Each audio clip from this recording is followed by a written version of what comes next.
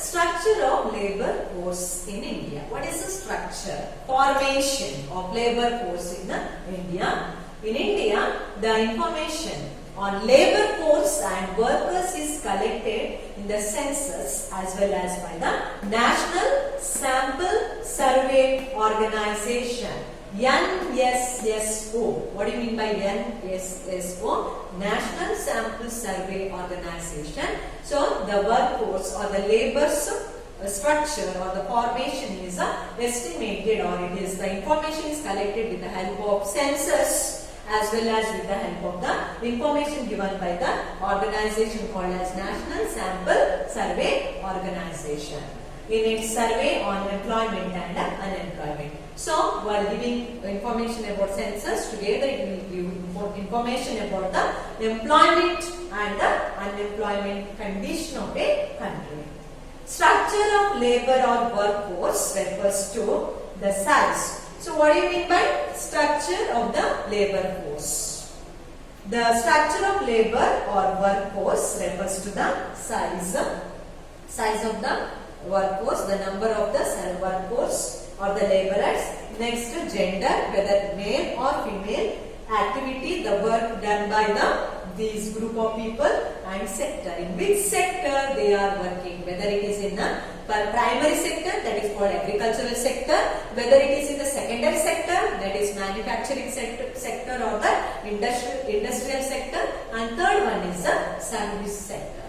Whether this work group is working in a primary sector or industrial sector or tertiary sector. So, the composition of the workers. Structure of labor or workforce refers to the size, gender, activity and sector composition of the workers. That is called as the structure of the labor or structure of the workforce.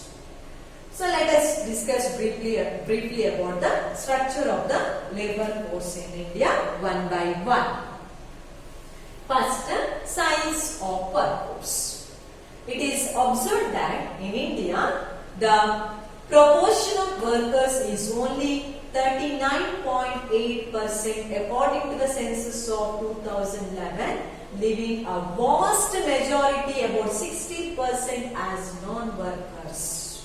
According to the recent census that is done in the year 2011. Now next in the 2021. So according to the 2011 census, here only 39.8% people are under work, and remaining more than 60% people are non-workers. That is, the size of the workforce in India is 39.8%. 39.8% according to the census of 2011. This indicates an economic status in which there is a larger proportion of dependent population. 60% people are depending on others. That is called as a large portion of Indian workforce is under, or the population is a dependent population, not independent population, and also existence of a large number of unemployed and or underemployed. Unemployed means no job at all.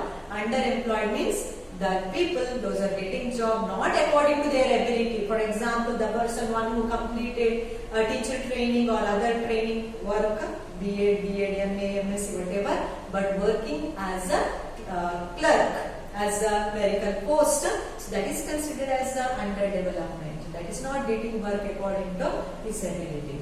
Unemployment means there is no work, or the person who left one work and searching for another work. So it means what? It means there is no work, there is no job for such people. They are considered as unemployed. Unemployment and underemployment is more in our country because 60% people are not independent. They are considered as a dependent population. It shows that the percentage of unemployment and underemployment is more in our country according to the census of 2011.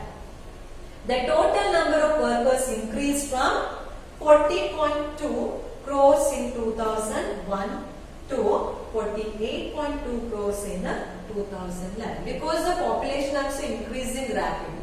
The growth of population is very high in India. As a result, the major social problem also increases. That is nothing but unemployment. So, this number of workers denotes the huge responsibility on the part of the government to provide employment opportunities. It is responsibility of the government to provide employment opportunities. If there is no employment, it affects the life of the people or standard of living of the people. So it leads to once again the country push towards the poverty. That's why just to see the total number of workers increased. Total number of workers increased from 40.2 crores in 2001 to 48.2 crores in 2011. This number of workers denotes the huge responsibility of the government to create more and more employment and to provide employment opportunity to the people to solve the problem of unemployment and underemployment. Second important factor, gender composition of the workforce. Second important factor that is important in the structure of the labor force, that is gender composition. The share of female workers was about 35% of the total workforce in 2001 and 2011. So what is the total contribution of female to the workforce or to the production activity? That is only 35%. That is according to the census of 2001 and 2011. Only 35% women, female members are involved in the workers and remaining 75%. Where are they? They are not under employment. That is a lesser number of women reported to be participating in work than men.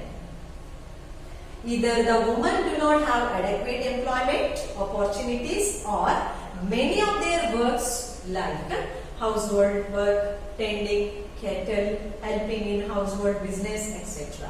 So these works are not considered as a work. The woman is working, we know that as a housemaker, housewife, so all the works doing at home and even cattle rearing and also helping in family business. For that she won't get the labor. For that work she doesn't get the money or earning. That's why she is not considered as a labor. Here only, that's why according to the census, the people, those who are contributing for the development of the economy, that is only 35%. 35% people are working in the either in the primary sector, secondary sector or tertiary sector. Remaining people are working but they are not considered as a labor. They are not considered as a workforce. Third important factor, structure is occupational or sectoral composition of workforce. Occupational composition refers to distribution of workers by employment in farming, manufacturing, trade, service or any kind of professional activities. Farming means it is the primary sector, manufacturing means it is the secondary sector, trade, services or any other kinds of professional activities means the tertiary sector. So that is called as a service sector. So composition of the workforce, that is depending on these three, that is employment, farming, manufacturing, trade, services and other professional activities. The composition of workforce in 2011 shows a large proportion of workers engaged in the primary sector. Large people, that is proportion of people working under primary sector, that is called as agriculture and allied agricultural related activities, and compared to secondary, that is industrial and tertiary service sectors. So we will understand it through the help of a table. Let us discuss about the structure, that is occupational or the sectoral structure or the composition of workforce through the table. Here the sectors are mentioned: primary sector, secondary sector, tertiary sector, residence, that is whether they are living in an urban sector or urban or in a rural, urban or a rural or rural or urban, next whether they are male or female. So first comes here the primary sector, the people those who are working in primary sector. In rural area it is 66.6 percentage, 66.6 percentage, and urban it is 9 percentage. In rural area, most of the people are living or they are working in a primary sector, in farming sector or in agricultural sector. Only 9% in the urban area is working under primary sector. And that is according to the area wise, whether rural area or urban area. Now male, female. How many males are involved in the primary sector activities? How many female? Male, that is 43.6, only 43.6 percentage of male are working in a primary sector. It is 62.8% are working in a woman. More compared to the men, more women are working in a primary sector. So the total percentage of primary sector to the economic activities of the country is 48.9. Total 48.9 percentage of people are working in a primary sector. Secondary sector in rural, see it is less. 16 percentage people are working in a secondary sector, and in urban it is 31 percentage. Male here 25.9 percentage of male working in a secondary sector, and 20% female percentage is less. Those are working in a secondary sector or manufacturing sector or industrial sector. Remember, primary sector means agriculture, secondary sector means industry or manufacturing, tertiary sector means service sector.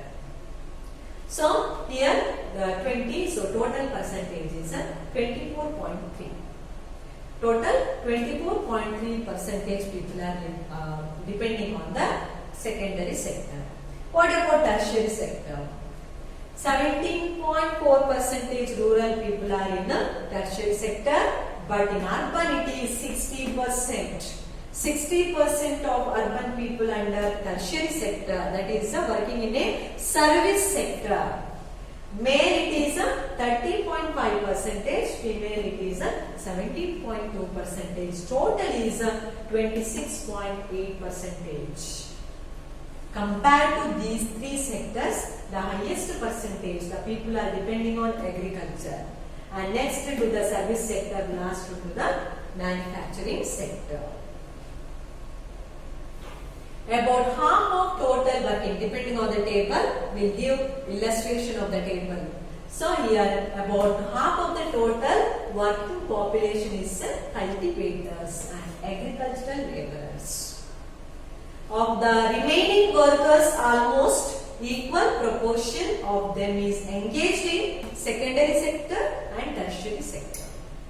Most of the people are under agricultural sector and remaining under tertiary sector and secondary sector. In the rural areas, agriculture is the predominant occupation, and in urban areas, service are predominant. In agriculture, in the rural areas, agriculture is important, and in the urban area, service is important. Service sector is important. Similarly, while females are predominantly employed in primary activities, lesser proportion of males in primary sector. More females are working in a primary sector, less males are working in a primary sector. On the other side, distribution of workers suggests the needs, that is, highest male are involved in a tertiary and secondary sector, less female are involved in secondary and tertiary sector. This distribution of workers suggests the need to create more employment opportunities outside the agriculture. The number of female workers is relatively high in primary sector, but in recent years there has been some improvement in work participation of women. So now the whatever changes, because of the changes that taken place, here more and more women are also participating in the secondary sector and the tertiary sector, not restricted to the primary sector. Now fourth one is workers in registered and unregistered sectors. Registered under government, unregistered means not under government. So registered and unregistered sector. Based on conditions of employment and work, we classify workers as working in organized and unorganized sector. So it is classified based on the condition of the employment. So this is divided as the organized sector and unorganized sector. Organized sector covers those enterprises which are registered by the government. Those companies, those enterprises that is registered under the government and have to follow its rules and regulation. So whatever the rules and regulation imposed by the government, that should be strictly followed under registered companies or the enterprises. For example, Reliance Industries Limited, Tata Steel Limited, etc. are registered under government. That's why they have to follow rules and regulations of the government. On the other hand, unorganized sector includes those small and scattered units which are largely outside the control of the government. The unorganized sectors are more, it is not under the control of the government, it is out of the control of the government, though there are rules and regulations. Even though they are belong to particular country, that's why rules and regulations will be there. Compared to the unorganized sector, it is different. So these rules and regulations, but these are never followed here. For example, casual workers in construction activity, roadside business people, and those who are working in shops, etc. are working under, they are considered as the workforce belong to unorganized sector. In this sector, there is no job security. Under organized sector, there is a job security, but under unorganized sector, there is no job security. And the condition of employment are also very tough. The condition of the employment and the condition of the laborers is very tough, miserable. It is a miserable in unorganized sector compared to the organized sector. That is why it is also called as informal sector. Unorganized sector is also called as a informal sector. So one more table. So concentrate classification of workers by nature of work. Here nature of work according to 1972-73, 1993-94, 2011-12. So here first comes self-employed. How many people are working under self-employment? In 1972-73, total 61.4% people are self-employed. In 1993-94, 54.6 are self-employed. Self-employment, not depending on others. Next, 2011-12, it is 52% of people under self-employment. Now next, regular salary employment. The people, those who are depending on a regular salary, that is total 15.4% of people under regular salary in 1972-73. 13.6 people are under regular salary in 1993-94 and 18% in 2011-12. Next, casual labor. 23.2, that is 23.2% in 1972-73, 31.8 in 1993-94 and 30% in 2011-12. And total is here now 100, that is together. That's why the workers, nature of the workers classified as the self-employed, regular salary employed and the casual laborers. It is depending on the year. That the census, that is of 1972-73, 1993-94 and 2011-12. So here it shows that according to that table, total percentage, 52% of workers are self-employed. According to the above table, it is the total 52% of workers are self-employed. Many a time this employment does not give them sufficient income, and all the family members of the family are forced to work as they do not find any alternative avenues, alternative ways, because whatever income gained from self-employment, that is not enough for the self-sufficient of the family. That's why it makes the other members of the family to work in the employment and along with the family. Casual employment is increasing in the recent years, and presently that is 30% of workers are casually employed. So these people are getting the employment job security as well as all the securities. That's why this self-employment life is a little bit tough compared to others. Now next about the problem of unemployment in India. What are the problems faced by unemployment problems faced in a country like India? Unemployment is a situation where a person. So next about problem of unemployment in India. So what are the problems faced because of unemployment in India? Unemployment is a situation where a person is able to engage in work at the prevailing wage rate in the market. It is a situation of a person to adjust with the whatever work for the available in the market. Not getting job according to his ability. Not getting job according to his ability. So it is considered as unemployment only. Unemployment, and as unemployment person is one who is willing to work at the prevailing wage rate, but it is unable to find work. So whatever the wage is provided to such a person, not based on his ability, not based on his capability, whatever provided, whatever prevailing in the market, that he has to accept. Such condition is called as unemployment. The person is not getting job according to his ability. Most of the people, those are completing some other higher education, working in some other agricultural sector, they are not getting work.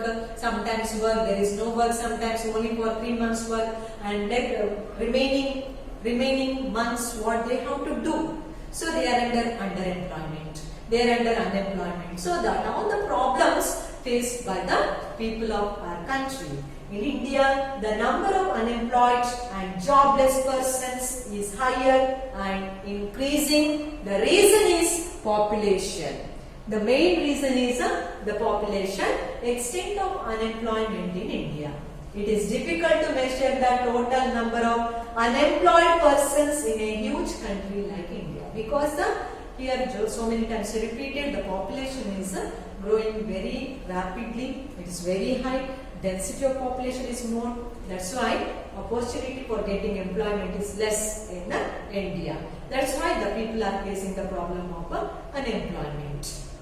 And measurement of unemployment is very difficult in countries like India. According to the survey conducted by Labour Bureau, unemployment increased from 5 million in 1951 to 40.47 million by 2010. So the total percentage of unemployment is rapidly increased in India. That is, in 2010 it is 40.47 million. At present, about 9.4% of our working force is unemployed. Unemployment rate is calculated as a percentage of labor force not getting work. It is nothing but the force. Unemployment force is nothing but the rate, that is shows that it is calculated as the percentage of labor force that is not getting work. So that is called as unemployment. So at present total 9.4% of our working force is unemployed. Unemployment rate is calculated as the percentage of labor force not getting their work. Among males, the unemployment rate is 8%, whereas for females, the unemployment rate is 14.6%.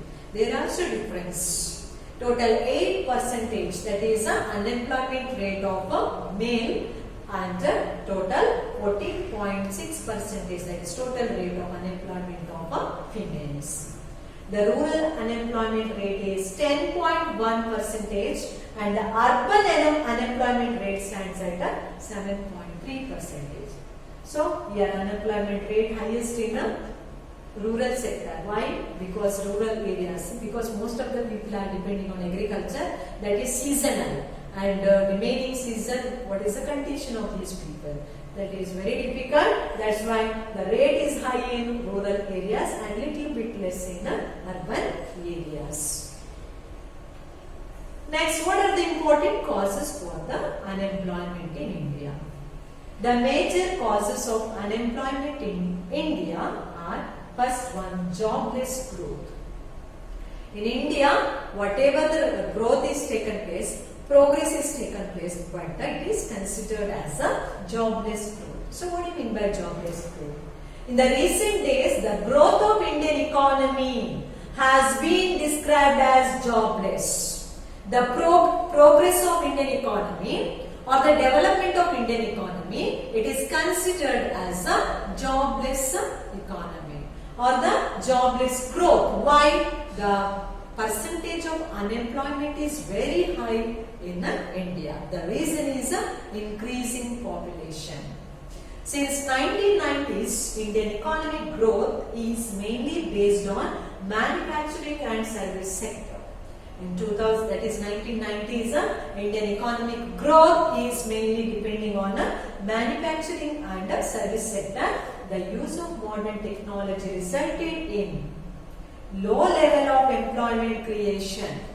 More and more use of technology leads, what happens?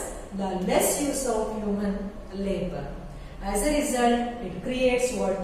Jobless. Economy is growing because it has given utmost importance to the secondary sector and tertiary sector. And here the government is used modern sophisticated technology for these two sectors. As a result, workforce, the use of workforce is less compared to the technology. Or the whatever human force is used less, technology is used more, and more usage of technology leads to less use of human. One person is enough for operating the machine, isn't it? And remaining, otherwise if there is no machine, in the absence of machine, 100 people will get the work.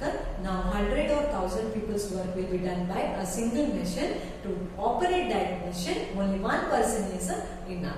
And what about 99%? So this is a problem. That's why the economy is developing. The growth has taken place. The progress is taken place. But the problem is here still the problem of unemployment because using machine in the place of human beings. The low level of growth in primary sector curtailed the job opportunities at the rural level. Thus it resulted in jobless growth. Growth is taken place, but it is considered as a jobless. The low level of growth in primary sector curtailed the job opportunities at the rural levels. Now you can compare the ancient period and the now present days. That is recently machines. Tiller is used for ploughing the land. Before that, the people themselves used with the help of ox or the other. With that they will do the agricultural activity, but it is totally absent now. Everything, whatever work done through the machines. There is absence of a human force. As a result, growth has taken place, but it is nothing but jobless growth. Second, increase in labor force. Population growth has been adding more labor force to the market. The number of labor is increasing more day by day because of the increase in population. In rural areas, whereas on account of growing labor force, unemployment has increased, mainly in disguised form. It is not visible. in rural areas the percentage of unemployment is more, but it cannot be visible. It is a disguised form, but in urban areas it is open and visible. Because of increasing in population, the number of people also increasing. Number of people is nothing but it is a labor force, but there is no opportunity for employment, so that leads to what? Unemployment. Next, inappropriate technology. In India, the technology being used in agriculture and industries has become increasingly capital intensive, leading to less labor absorption. So just now I said that the one machine will do the work of 100 people. So one person is enough for operating that machine. So remaining 99% will be jobless. That's why this technology, use of technology makes the labor force inappropriate. It is useless. Next comes dependence on agriculture. Agriculture being a seasonal activity, not in all whole year. It is seasonal. In the first 3 months of rainy season and the next no job, again next 3 months again no jobs. In this way, hardly they will get 6 months or 6 months job. What about remaining 6 months? They are jobless. Most of the people in India, that is living in a rural areas, in a village, and village people depending on agriculture, and agricultural activity is seasonal. A large portion of workers engaged in farming are compelled to remain idle for 3 to 4 months in a year. No savings, no work, no income. That's why it creates unemployment. Next comes decline of small scale and cottage industries. Because of the introduction of modern technology, more and more machine-made goods, automatically it affects the small-scale industries and cottage industries. The decline of small-scale industries which have the capacity to generate significant amount of jobs is another cause of unemployment. Because of declining small-scale industries and cottage industries, many people become jobless, unemployed.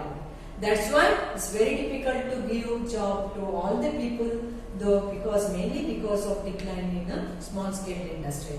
The importance has given to for the development of these small scale industries as well as cottage industries. Many people will get job in small scale and cottage industries in the rural areas. In this way we can solve the problem of unemployment, but still there is a decline in small scale industries and cottage industries. Next, low mobility of labor. Labor mobility is very low in India. Mobilization of whatever labor force is less in India because of their family loyalty. People generally avoid migrating to far off places for work because attachment, family attachment. The people are not ready to leave their family, not ready to go to other places. So, is one reason. One more is avoiding migration. You cannot adjust with some other places, climate, other problems. That's why mobility is less in India. Factors like diversity, that is language, religion and customs also contribute to the low mobility. Lower mobility causes greater unemployment. So these are some of the important causes for unemployment. That is, first one is jobless growth. Second one is increase in labor force. Third one is inappropriate technology. Dependence on agriculture. Decline of small scale and cottage industries. Low mobility of labor. So these are all the problems or the main reason or the causes for unemployment in India. So this much about this lesson. That is remaining part of this lesson. Remaining concept or the topic of this lesson is deleted for this academic year. Only this much for your study.